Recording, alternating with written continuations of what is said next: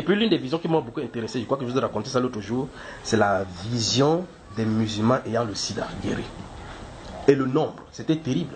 Donc j'ai vu le Saint-Esprit guérir les musulmans qui ont le sida en grand nombre. Et ça m'a étonné. Parce que Dieu me faisait voir leur visage que sans exception, ce groupe c'était des musulmans. Parce que quand vous les voyez, vous pouvez connaître qui ils sont. Et puis le Saint-Esprit parle, il dit, nous, je crois qu'il a expliqué ceci, que nous avons la grâce parce que notre guérison est accessible en un clin d'œil. Même quand on lutte en priant, on ne croit pas. Eux, ils n'ont pas d'espérance.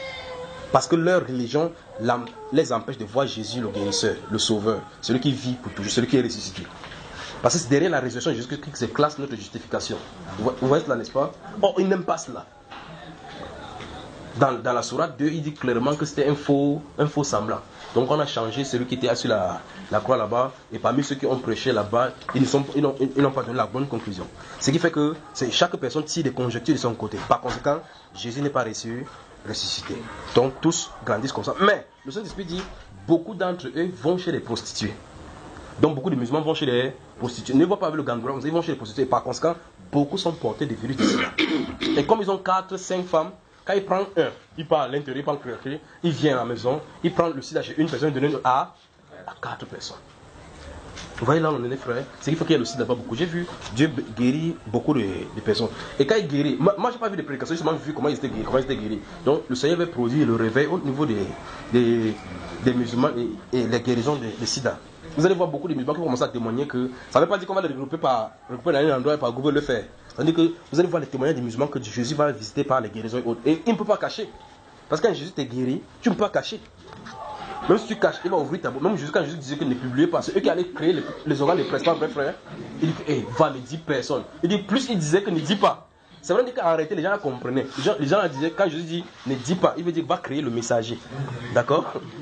Quand il dit ne tente pas qu'on n'entende pas ta voix quelque part, il crée Equinox. Donc il comprend. Alors on va voir ce qui. L'autre encore, on va prendre quel? On va laisser cela. Vous avez partagé le nom, prenez-le, partagez-le aux frères pour que chacun c'est quand on va prendre. Je crois que pour le message ça va. Les autres, celle-ci, ça c'est celle qui aura le cancer dans la nuit.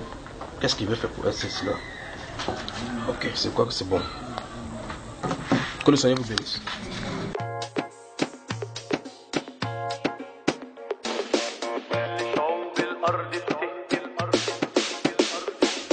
كل شعوب الأرض بتهتف تعلن ملك يسوع بتسبح لك وتغني لك وتفت بالخشوع كل شعوب الأرض بتهتف تعلن ملك يسوع بتسبح لك وتغني لك وتفت بالخشوع الأرض دي ملكك يا ابن الله انت المالك فيها انت الرب وانت الله العالي بوسطيها الأرض دي ملكك يا ابن الله انت المالك فيها انت الرب وانت الله العالي بوسطيها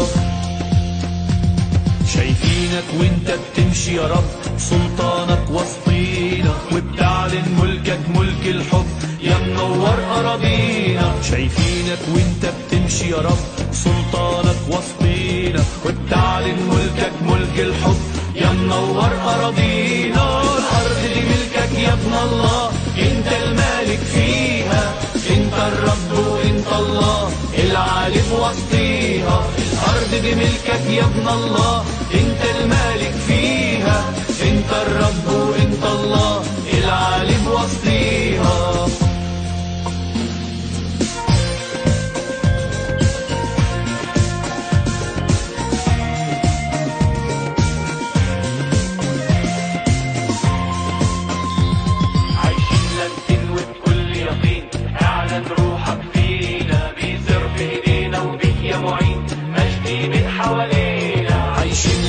وبكل يقين اعلن روحك فينا بيسر في ايدينا وبك يا معين مجدي من حوالينا الارض دي ملكك يا ابن الله انت المالك فيها انت الرب وانت الله العالي بوسطيها الارض دي ملكك يا ابن الله انت المالك فيها انت الرب وانت الله العالي بوسطيها